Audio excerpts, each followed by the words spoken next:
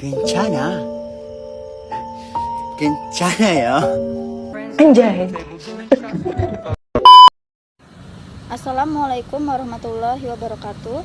Perkenalkan, saya Ulan Sulistiarli dari kelas manajemen 22A dengan NPM 224111029. Di sini saya ingin menjelaskan tentang komponen sistem informasi. Sistem informasi adalah serangkaian komponen yang terintegrasi untuk mengumpulkan, memproses, dan juga menyimpan data. Komponen ini akan menghasilkan berbagai informasi, pengetahuan, dan produk-produk digital yang bisa kita jumpai sehari-hari. SI digunakan oleh perusahaan dan organisasi lainnya untuk mengelola operasional mereka. Beberapa perusahaan besar dibangun di sekitar seputar sistem informasi seperti Alibaba, bahkan Google. Selanjutnya, tidak hanya perusahaan saja yang menggunakan sistem informasi, banyak yang menggunakan sistem informasi dalam kehidupan sehari-hari. Biasanya, sistem informasi digunakan untuk mencari informasi lewat Google, belanja online, dan sosial media lainnya. Adapun komponen-komponen sistem informasi, yang pertama, hardware, yang merupakan salah satu komponen paling penting dalam SI. Tanpa adanya komponen ini, kemungkinan sistem informasi tidak akan berjalan dengan lancar.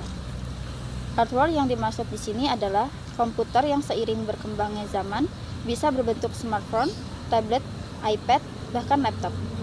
Dengan adanya hardware, pengumpulan serta penyebaran informasi semakin kuat dan cepat. Yang kedua, software. Software atau perangkat lunak terbagi menjadi dua kelas, yaitu sistem software dan application software. Sistem software merupakan operating system yang mendukung hardware menjadi perangkat yang berguna. Application software merupakan sistem operasi yang biasanya kita jumpai dalam smartphone. Contohnya, aplikasi email atau Excel yang dapat digunakan di smartphone. Yang ketiga, telekomunikasi. Komponen berikutnya yang terdapat di dalam sistem informasi ini adalah telekomunikasi. Aspek satu ini sering digunakan untuk menghubungkan perangkat portable sebagai jaringan kabel yang menghubungkan laptop atau smartphone untuk mencari dan mengumpulkan informasi alias sinyal. Tanpa adanya sinyal ini, pastinya pekerjaan manusia jadi terhambat. Yang keempat, database dan data warehouse. Semua informasi yang dikumpulkan akan disimpan dalam database. Contohnya, menyimpan foto dalam satu folder agar lebih terorganisir. Data warehouse adalah sebuah tempat yang berisi kumpulan informasi yang tak terorganisir dan sewaktu-waktu dapat dibuka kembali. Contohnya adalah kumpulan data dari pelanggan yang telah melakukan pembelian menggunakan kartu kredit, alamat pelanggan, email, dan lain-lain. Kumpulan data yang tersimpan di data warehouse ini bisa digunakan untuk pengembangan bisnis selanjutnya, seperti promosi dan mencari prospek pelanggan di masa mendatang. Yang kelima, sumber daya manusia. Tidak semua orang dapat menjadi komponen dalam sistem informasi. Hanya orang-orang yang memenuhi kualifikasi bisa mengembangkan sistem informasi secara terus-menerus. Contohnya adalah bisnis analis, sistem analis, dan desainer, database administrator, programmer, computer security specialist, dan komputer operator.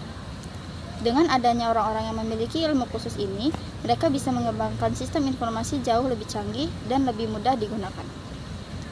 Adapun tipe-tipe sistem informasi, yang pertama, transaction processing system. Contohnya penggunaannya adalah dokumentasi file dari riwayat pemesanan barang, gaji, alamat customer, dan lainnya.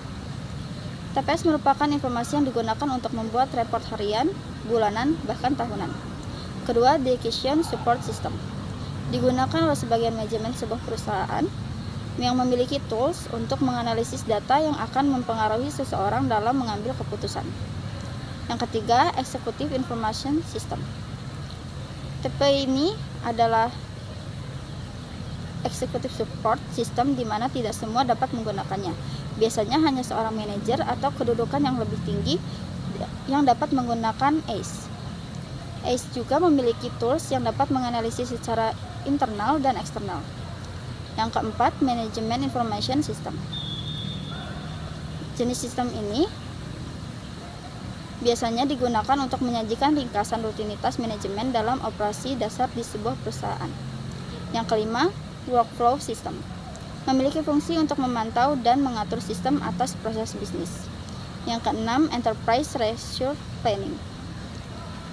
Software ini mengizinkan sebuah organisasi menggunakan sistem yang sudah terintegrasi dengan operasi bisnis perusahaan yang vital.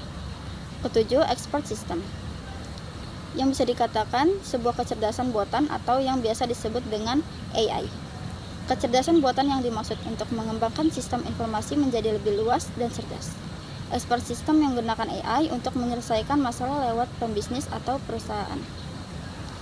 Sekian yang dapat saya sampaikan. Assalamualaikum warahmatullahi wabarakatuh.